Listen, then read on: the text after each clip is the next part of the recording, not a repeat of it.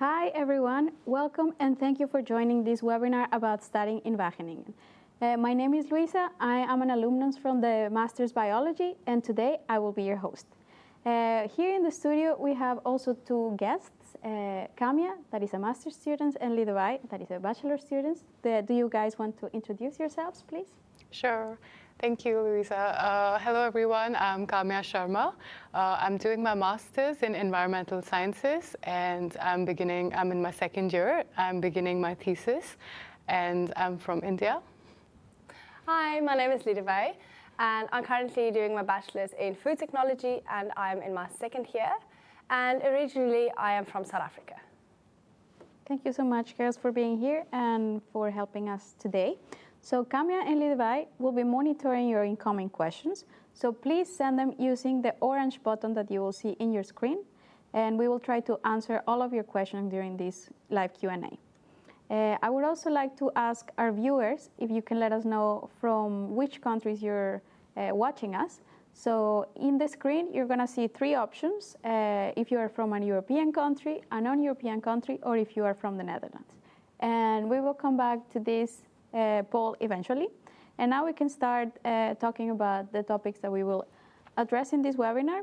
So today we're going to talk about how it is studying here in Wageningen and about the student life.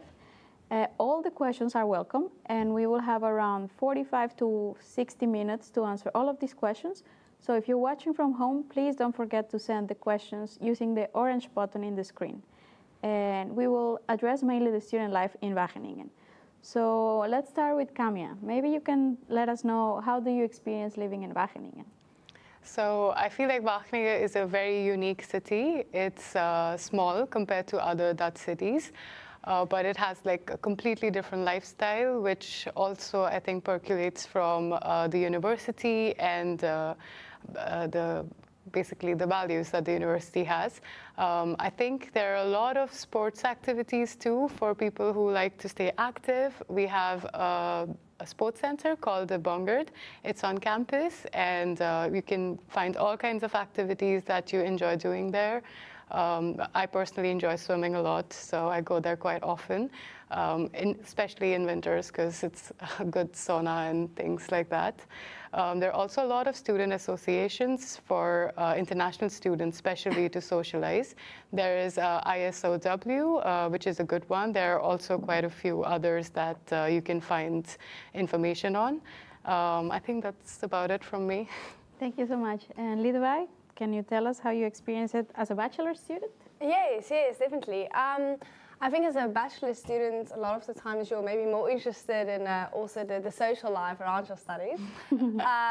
So, like you said, for this ISO, which is a great international student association, there's also ESN, if I'm not mistaken, ESN.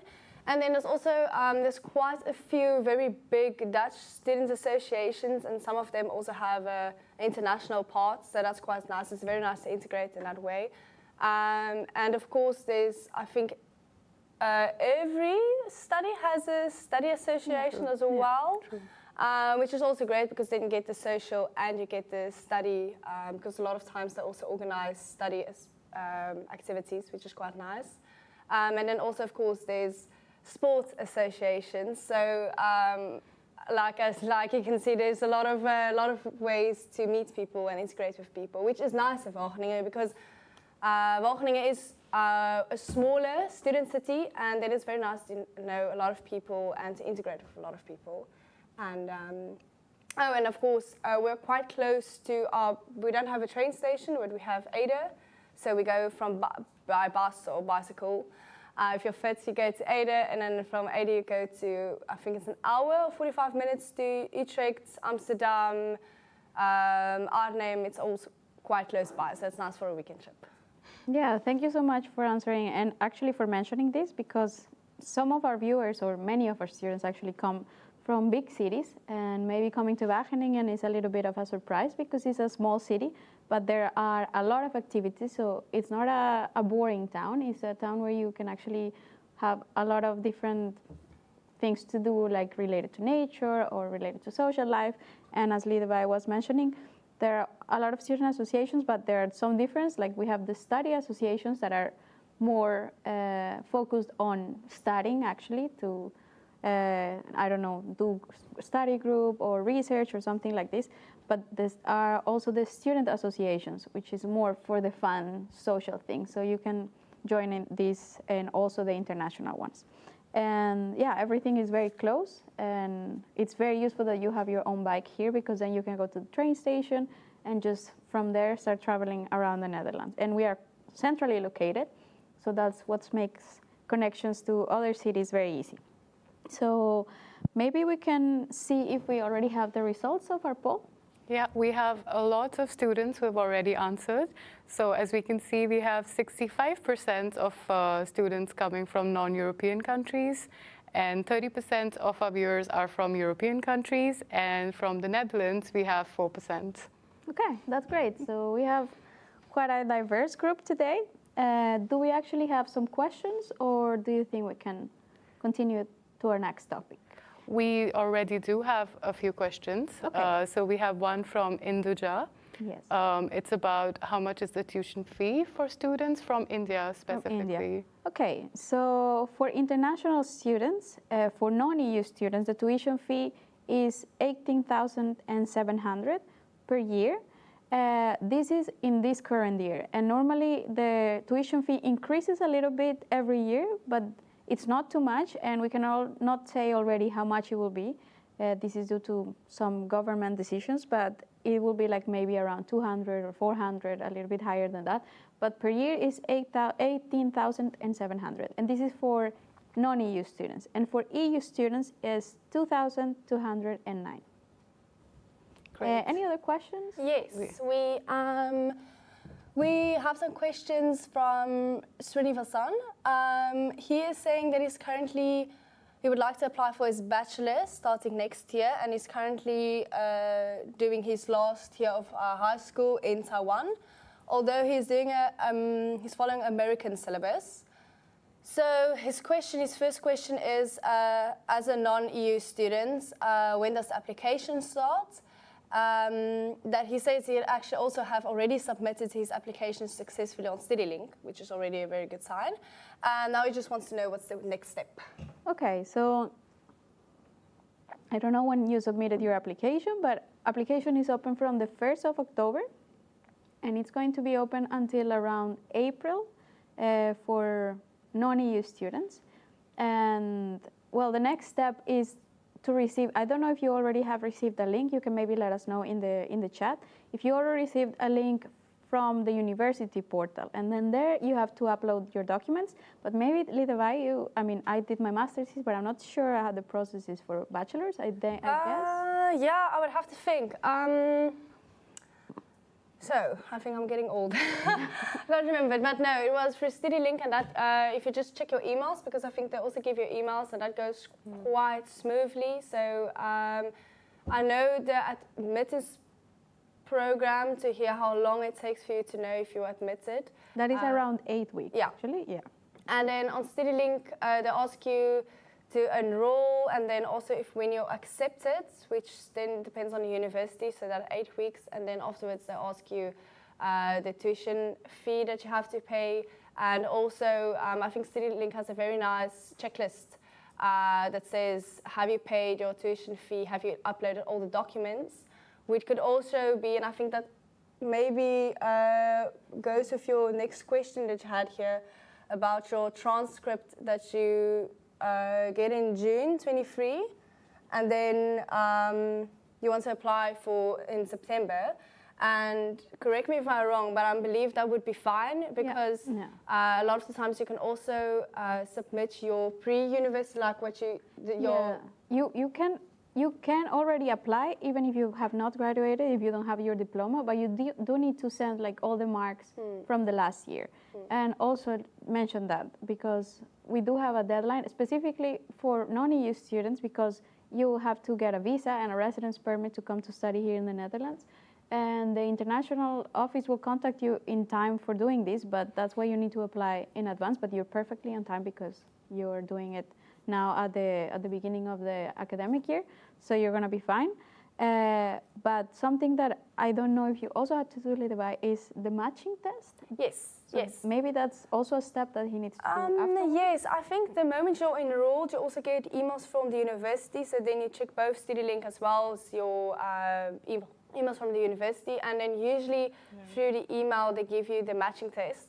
And I think it is important to know that the matching test doesn't define whether you would be accepted at the university or not, but it's also nice for yourself. It's more for yourself as a guideline of where do you may have shortcomings, or also as maybe as assurance. I think for me it was also more of assurance that I'm actually applying for the right bachelor's. So Yeah, that's like just they want to know if you are in line with the program and if you're interested much with the program, but it's not going to be an actual test. It's just to see how your interest match with what Wageningen University actually has the focus on. I don't know if we have other questions, Kamia? Yeah, there's just one other question that Srinivasan had, and he was asking if there are any letter of recommendations and personal statements which are required for applying for bachelor's. But he's applying for bachelor's, right? Yes. No, actually, well, not for bachelor's or for master's. We don't ask for a recommendation letter, but for bachelor's, what he needs to have is his diploma from high school, and it has to be translated in English if it's not in English. Done by a certified translator, and also an English exam like TOEFL, IELTS, Cambridge, Rater, all of these English exams that are on our website that you can check that we accept. And actually, you have to have studied certain subjects at the required level. I don't know what program you're interested in, but you can also find that on our website. So it's mainly mathematics and chemistry and biology and at the required level, but I don't know for what program you will be applying for. But there are no recommendation letters or motivation letters necessary for applying for a bachelor's. Yeah. Do we have any other questions, or can we continue? There are quite a few questions. Okay, that's there. great. That's great. Yeah. Maybe we can focus on this. I just would like to mention something quickly for the bachelor's and the master's. So I already mentioned what the bachelor requirements are, but for master's, what you need is your diploma from your bachelor. Also an English test, and in this case you do need to have a GPA which is 70% of the maximum grade that you can get at your university. You can check the credentials list also in our website, where you can compare your GPA with the GPA that the University of Wageningen will accept. And you do need to write for this application a motivation letter. It's not necessary that you have a recommendation letter, but you do need to write a motivation letter and also upload your CV, right? If I'm not wrong, I think you also need your CV. Yes, you but need then your CV. We can continue with the questions. Great. So there are quite a few questions around scholarship, and they're from European and non-European students. So if we could address that. Yes. So for European students, I think there are not so many options of scholarships, unfortunately. There is the dual loan scholarship. It is not a scholarship, but it's a loan, but you need to work a certain amount of hours in order to get this loan. I'm not sure how many hours. I have the feeling that it's 50 hours per week or something, which is, it's a lot of time.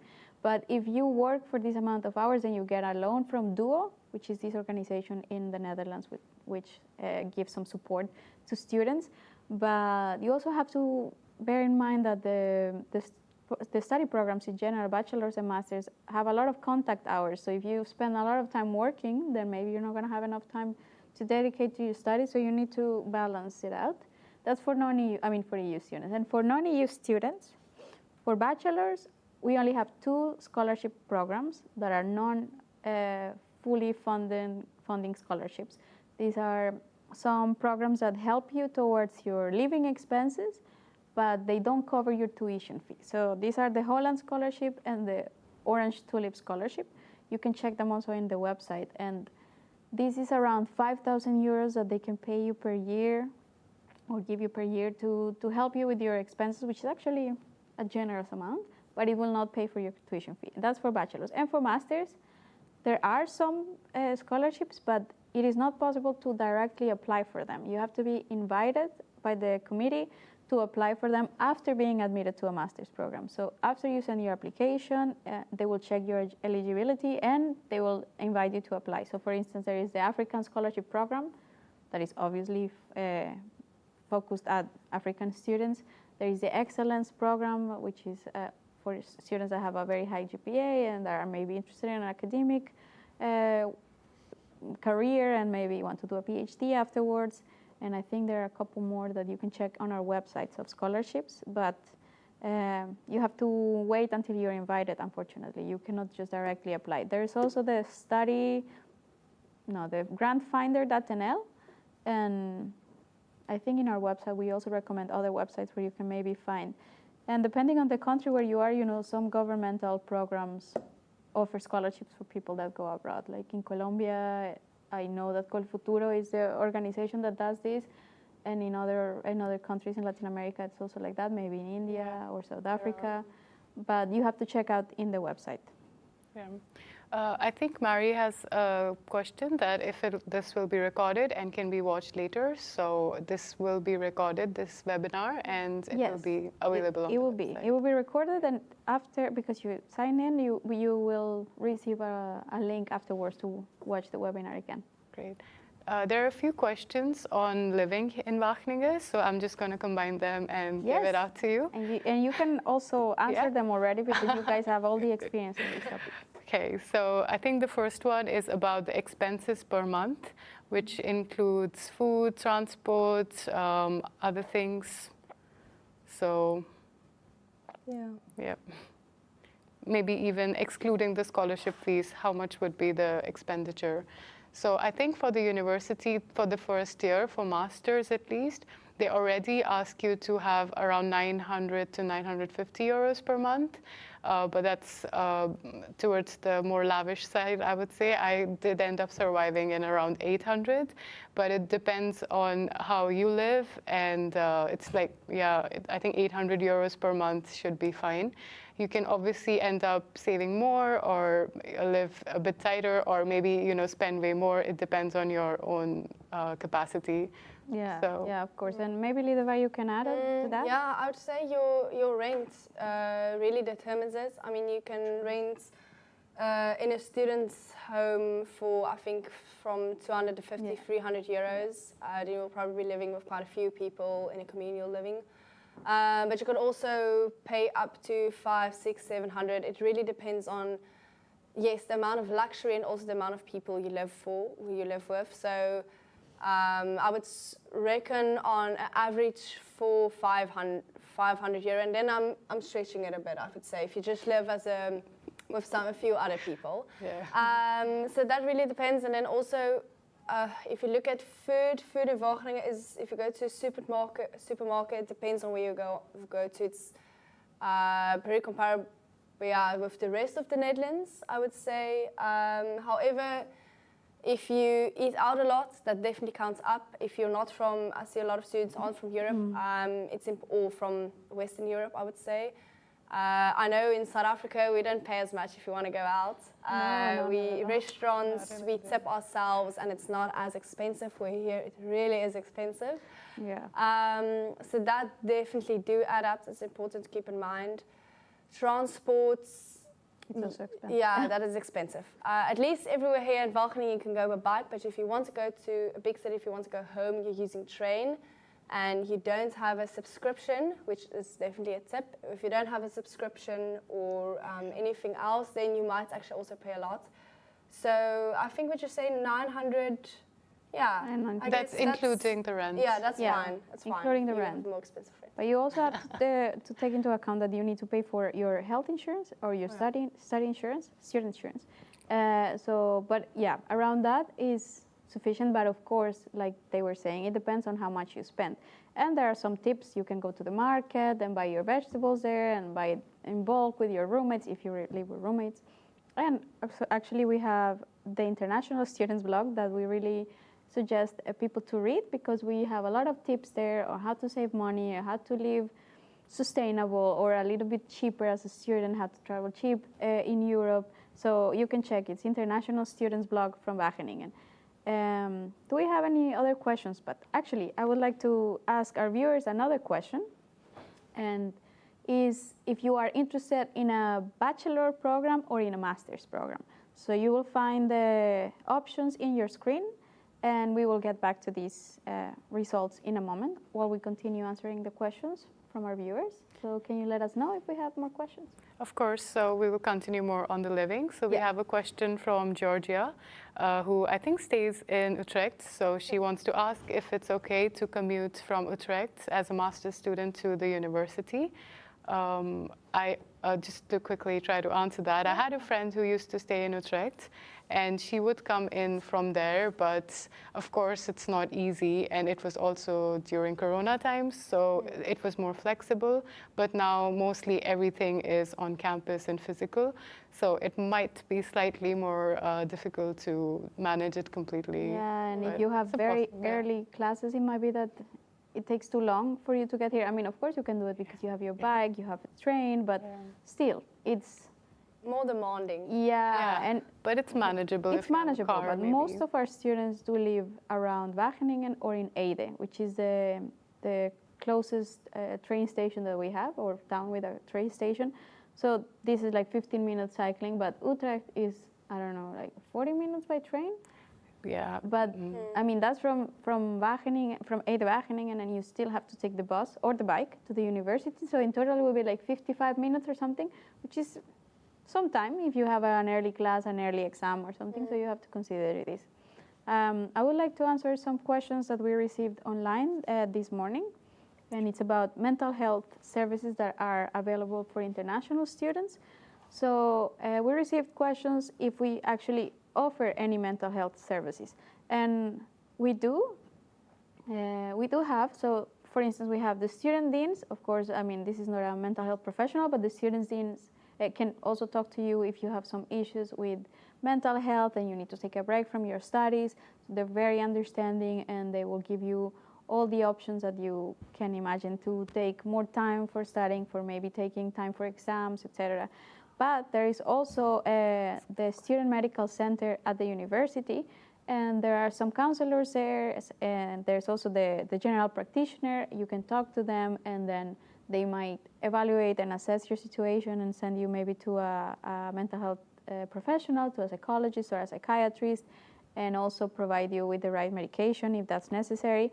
For documentation that you need, well, I think if you already have a history of mental health issues, maybe you can bring your medical history just to provide to the doctor with all the things that you have done in the past, so they have an idea of what type of therapies you have taken.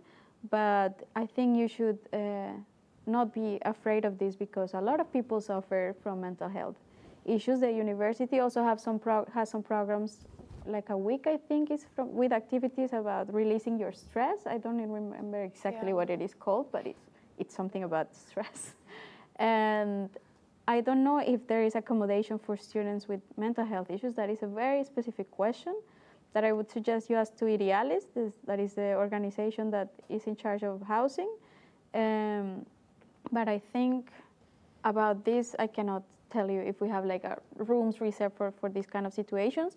But you do have extra time for tests or for assignments or anything like that if you need it, depending on your condition. And the documentations that you will have to provide are probably also your medical history or a doctor's referral. I don't know if you want to add on to this, but we also have written blogs about this topic, because we have a lot of students that moving abroad, it's difficult, and the weather sometimes is a little bit gray and the mood goes down, and sometimes the exams are a bit demanding, but a lot of people have gone through this. So you will always get support here, and maybe you guys have something to say about it. I don't know if you have had yourself experiences or if you have someone that has gone through this. And yeah, I have had friends who have had issue with submitting some assignments due to RSI, so they have got an extension, but it really depends on the kind of course that you're doing. Also about the services that are available, it's available to all students. So you can, if you're at least the first few rounds. I think there are few therapy rounds which are available for every student. I think there's more information on the website. I'm not sure about it exactly, but it's available for all students, and I think it should definitely be made use of, because it's it's your own mental health. It's as important to work that out as your physical body. So it's good to maybe just go check in even if you're not feeling slightly well, and it's a free service, so it's good to make sure that you're okay. Yes, that is very important. Maybe we can go back to the results of our second poll. Do we already know what our viewers are interested in? Yes, actually 88% of our viewers are wanting to do a master study. Okay. And 12% of our viewers then want to do a bachelor study. Okay. That is very good to know. I mean, as you know, at the moment we offer 7 bachelor programs in English. Actually, Lidevai is doing the environmental sciences program, and well, we have the new program that is marine sciences that will start maybe next year. There is a new bachelor program. So I can imagine that there's more interest in the master programs, but we will answer all the questions that you have, bachelor or master. So can we go to the next question? Yeah. There's also some questions on accommodation. And a question from Marta is, how do you go looking for housing when you're an international student? And obviously that's also on the website of the university. There's Room.nl now and Idealis. It's a system where you sign up, and also if you say you're international and you live far, I think it's 150 kilometers. Yeah. If you live farther than 150 kilometers from Wageningen, then you get priority. So as rooms become available, you can get assigned a room. And I think as a side note, it's important to just accept a room regardless of the room that you get, because housing is a high demand. So just accept a room. And also another thing is, if you log on to Idealis and you see what rooms are available, there won't be a lot. But don't stress, it's usually in June or July when all the other students are moving away that the rooms become available. So obviously now you won't know, but in July you will know. And I know it sounds very like short planning, but it all works out in the end. But yeah, I like to say, don't put all your eggs in one basket. I think also look on Facebook. That's also quite a good tip, I think. Wageningen Student Plaza. Yeah. Go check out on Wageningen Student Plaza's Facebook group. Then you can just join. And there's everything from jobs that's available, rooms that's available, furniture that's being sold, all that type of things. So that's also important, I think, maybe to look at. And also look at private accommodation. That might be more expensive, but if you check on Pararius, Kamernet is also another option, which is not through the university, but they also offer rooms. That's also good to look at. Yeah, and that information is also available on our website, because, I mean, maybe some of the websites that Lidevai was mentioning are not known by everyone, so you can check in the student housing. If you put student housing in Google for WUR, then you will see all of this.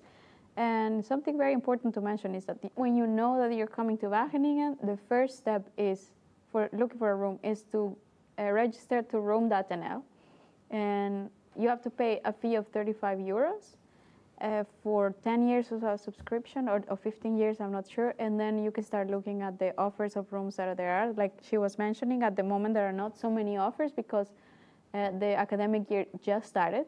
So there will be more offers around June and July, where students already graduated and are leaving Wageningen. So you could see more options, but it doesn't mean that it will be as little as at the moment. It's just because of depending on the season of the year, how many rooms there are.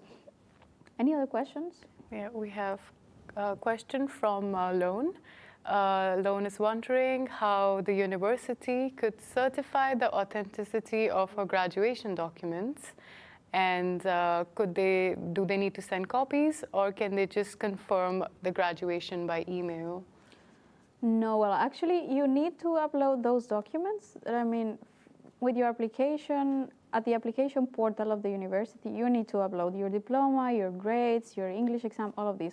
And this is for academic or the admissions board to check your file and consider if you're admissible or not. But once you're admitted, you actually have to send the physical documents to the university. They will actually tell you this via email.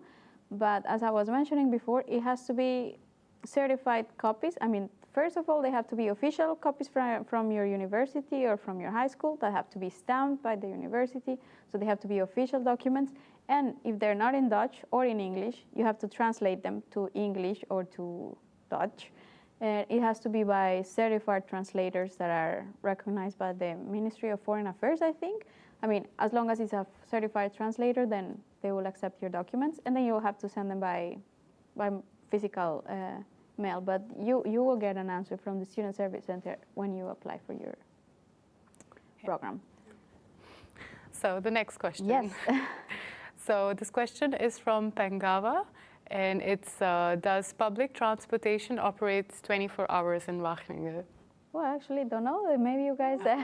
I mean, the buses, okay, if you want to go from anywhere from Ede, then you're fine by train, I think. Okay, no. But in late hours it works, but public in Wageningen itself, buses go till 1, 12, yeah, 1. I think it's I've taken the last bus many times, and I think in the Netherlands from 1 to 5, I think. Yeah. Nothing, No train. there are no trains or buses. So not even. 24 hours. So from 1 to, I mean, you can go to parties and stuff in another city, but then if you are like around 3 or something, 4, you have to wait until 5 that the trains start working again. Yeah.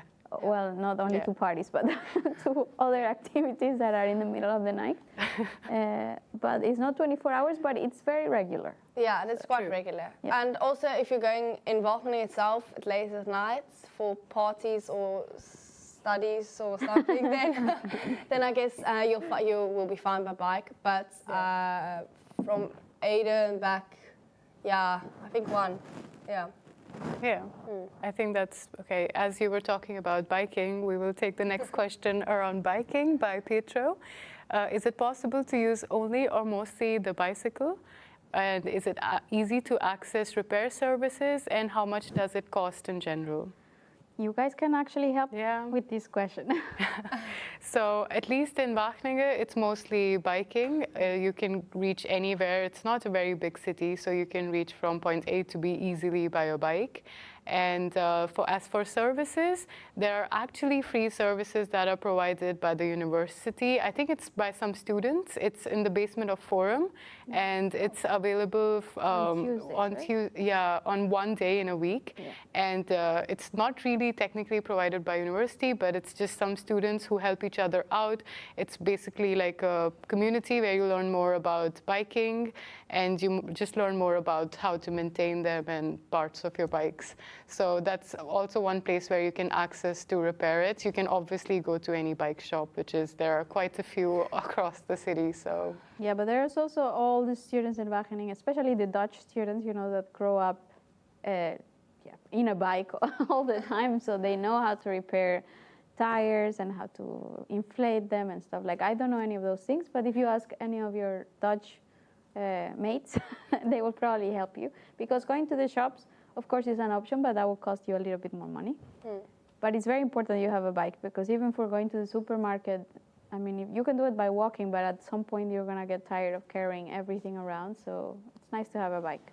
Yeah, and I think also bikes here can be quite inexpensive. Yeah. You can look on Facebook and you can get a bike for, I think, 20 euros. Yeah. But you have to search, but you will be able to find it. But I guess you can bargain around 100 euros for a bike, and you'll have a pretty decent second-hand bike. And there's also a bike shop on the university grounds itself. I bought my bike there. Very good bike. And then also it's second-hand and new, if I'm not mistaken. Yeah. And also during the annual introduction days, the AID, there is a day, or I don't know if it's held every day, but they have like a lot of bikes that they come to offer here for the new students. So yeah, but there's a lot of, like you said, a lot of bike shops everywhere. Around every corner you can buy a bike. So. Yeah. Okay, so we have two questions around working while you're studying. It's by Natalia and Bengawa, so I'm just going to combine them. Yes. Is it possible to do a part-time job when you're currently studying as a master's student at WUR?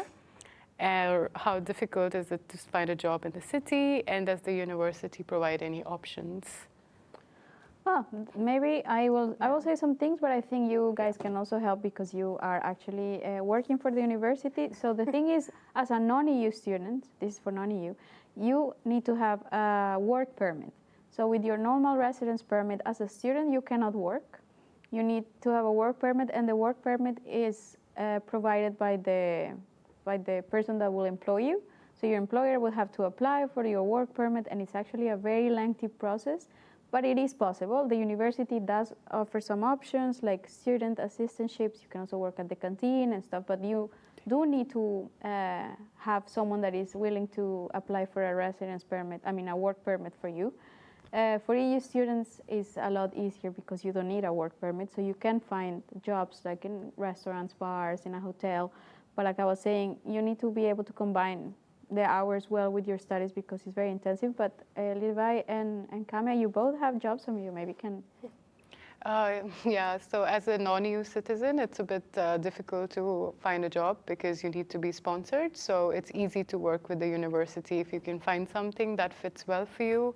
And your course also allows time for you because, of course, you're here to study and you don't want that to be compromised while you're working. So I'm doing a thesis right now, so I have a bit more flexibility. So it's easier for me to be able to do a job while I'm doing my thesis. But during the first year, it was really difficult, and it would not have been a possibility.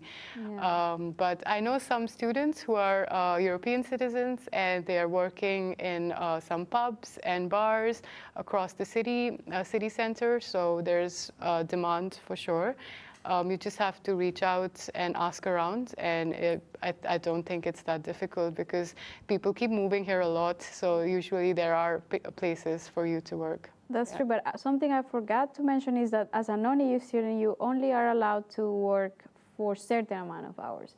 So if you are non-EU, you can work 16 hours per week or something? Yeah, and perfect. That's 16 hours per week or during the months of the summer. Yeah. So I guess June, July, August, or July, August, September, that you can work during those months, or only 16 hours per week. So if you are thinking about coming and combining with your studies, it's okay to help towards your living expenses, but it's not like you can work for so many hours that you actually will be able to pay your tuition fee or something. It's just as a way of helping yourself with some costs. And maybe, Levi, you can tell us how it is to combine bachelor with having I a would job. say, again, also my first year was a lot. I didn't start working straight off my first year. I think maybe halfway through the year, I babysitted for a while, and that was not as demanding because a lot of times it was during the evenings. I was also able to study while the child was sleeping. So yeah, not too demanding work, but it is possible. Also, you need to also keep in mind not only the hours you can work, but also your health insurance. Most employers require you to have a Dutch health insurance or an EU health insurance, but that really do depend.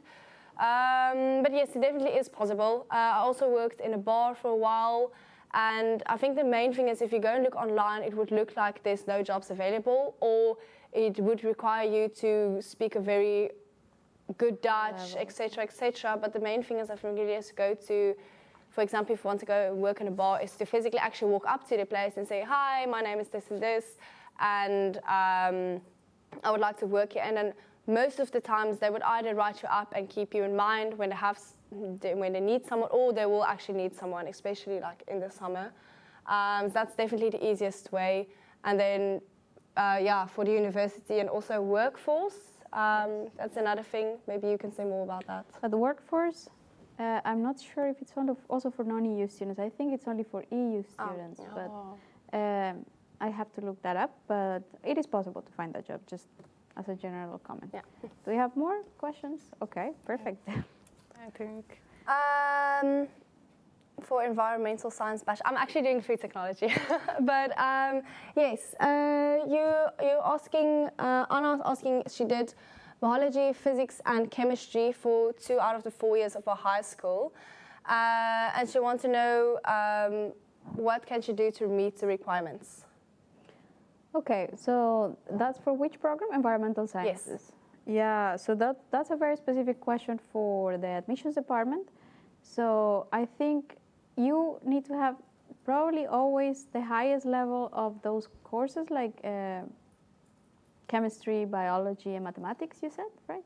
Yeah. Something like Yes. this. But if you don't meet the requirements immediately, there is a possibility of doing courses. Like you can actually, they will suggest some places where you can do courses. And Lidevai, I think you have done that before, right? Yes, before food technology, I did have chemistry in high school, although it wasn't recognized. So I did in Utrecht, was actually also be able to do it online, but I did it in person. A chemistry course there for, I think it was 2 months in total, and 2 months I did the course, a very intensive course, as well as the exam, and I was completely prepared for my first year. So yeah, that was quite easy actually. Yeah, so if you don't meet the requirements, there are options for you to actually be at the level that is required.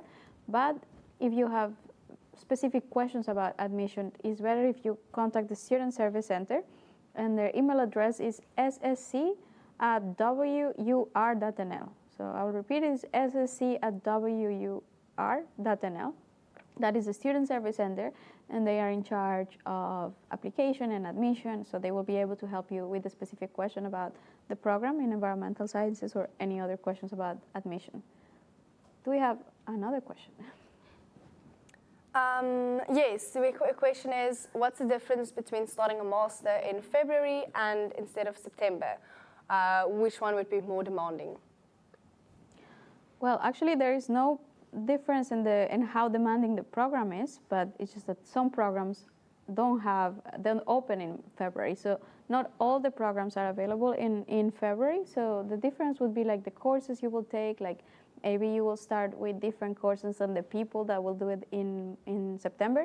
But I mean, every master's has the same requirements. So depending on the specialization you're going to do, then you're going to have mandatory courses and optional courses. So you will take the same courses, but maybe you will take them in different periods, because we in Wageningen have 6 periods that are divided into months. Like the long periods are 2 months, and the short periods are 1 month. And in these periods, you take, for instance, in the longer periods that are 2 months, you take 2 courses, one in the morning and one in the afternoon. So let's say that you start in September, you will start with statistics, and maybe if you start in February, then you will start with another course, because statistics only opens in period 6 or period 1. So that's the difference. But not all the programs are available for starting in February. And also for the programs starting in February, there are less options for scholarships, because the deadlines for scholarships are around January, February, and then that's for programs that start in September, but not for the programs in February. So you can also check on the website, and I think that will be the information which programs open. I don't know if you guys started both in September, but I started in September. I think very few programs open in February. So Yeah, biotechnology, I think that Yeah. my friend is doing that. And I think for bachelors, all the international bachelors, all the 7 Yeah. English bachelors only start in September. So you cannot start in February. Okay. We can move on to the next question. There are 2 questions from Mehinia. Hope I'm saying that right. Imagining the worst case scenario regarding finding accommodation, we arrive in Wageningen and we still don't have a place to stay. What should we do? Are there any NGOs or student organizations? And her second question. Yes. I'm interested in MSc Agriculture/Horticulture or a related subject. Are there any job opportunities in the Netherlands for the sector? Okay. Yeah. For the first question, I mean, worst case scenario, well, I mean, you would have to stay. That's really unfortunate, but maybe an Airbnb, a hotel. I mean, it's not ideal and it is expensive, but that's why you need to start earlier. And then not only that, but you have to not be so picky. Like if you get on room.nl and you get a room that is in a corridor with 10 people and you actually did not want to live with so many people, I would suggest to accept it at the beginning. And then when you're in Wageningen, you can look for other options. And also look for the private sector, as Lidevai was saying. Just look on Facebook and Wageningen Student Plaza. I don't know if you girls have like experience with someone that has not found a room and maybe found a room eventually. I would like to add that Idealist is of course there. It's a good place to find a housing, but I found my housing through Wageningen Student Plaza, and it's a very good house and it's a good community for me to stay in. So I think it's very, don't be disheartened if you don't find something in Idealist. There's also a Druvendal page that you can look at. Right. There are quite a few places, so I would say just keep trying. I mean, it's mind often goes to the worst case scenarios, but hopefully that's not the reality of it. And I actually forgot the second question. Can you repeat it for me? Of course. She's doing a master's in horticulture and just wanted to know about job opportunities. And in the Netherlands, you know, the Netherlands is very famous for agriculture, and a lot of developments are happening in this sector. There are jobs, of course, and depends on what you want to do. If you want to do like academia, then you can do a PhD. If you want to do research, you also can do it as a research assistant at the university or other university or another institute. There are also little companies or farms. Like there are jobs available for this specific sector, but you can also check on the website. So in each master program website, there is a section that is called Future Career. So you can read what the students from organic agriculture have ended up doing. I have a lot of my roommates actually studied organic agriculture, and some are working in the government, some are working on farms, some are working at the university. So yeah, there are so much options there. Yeah. So you can check. And also be aware that when you're doing your master's, when you're doing your internship, you should already think like what you would like to do after graduation. So try to find an internship in which you get enough experience to get a job afterwards, or that it's a bridge into getting another position. And also work on your network, like try to talk to teachers, to other students, and participate in the career events that the university organizes. There are some companies that come to campus and they explain to you what type of profiles they're looking, and they come with some positions for students. So it's like a career fair, so it's advisable that you participate on this. Yeah, I would just like to add the Work Career platform is a really good space to find companies that are actively engaging with the university, and there are quite a few companies. And like Louisa mentioned, there is also an event tomorrow, which is an event where you get to meet a lot of companies and network with them and just get to talk and explore positions. So there are quite a few opportunities. Yes. Okay. So I think how many questions do we still have? Two more questions. Okay, that's great. So if you still have questions, we have around 10 minutes left. So you can still send your questions using the orange button. You can also watch the webinar afterwards if you missed some of the questions that we already answered. But we still have 10 minutes to answer, so let's keep going with this. Okay. Then we have a question for master students regarding admission requirements. What if we have a relevant bachelor's but are currently in another master's program that is not related to that subject? Is relevant bachelor's alone necessary and sufficient? What about work experience? Thank you. I think work experience and other experience is also relevant. So, I mean, they will check your entire file. And for instance, in your motivation letter, you can also mention what you have done for work, how many years of experience you have. I think during the open day, we had this situation. I think it's you, right? You actually have a different background. Absolutely, yeah. So you can actually let us know how it was for you. Yeah, so I mean, I personally had a completely different background. I was working in marketing, and I wanted to do something. I have studied economics before, and then I was completely into marketing and PR.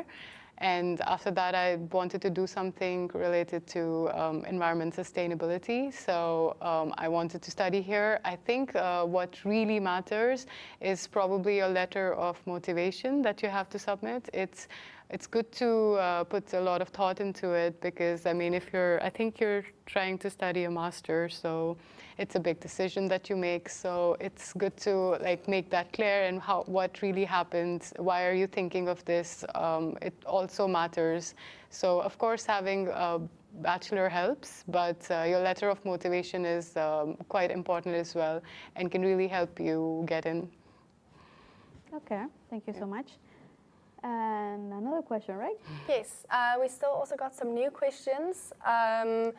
Do I need a letter of enrollment to register at Idealis or room.nl?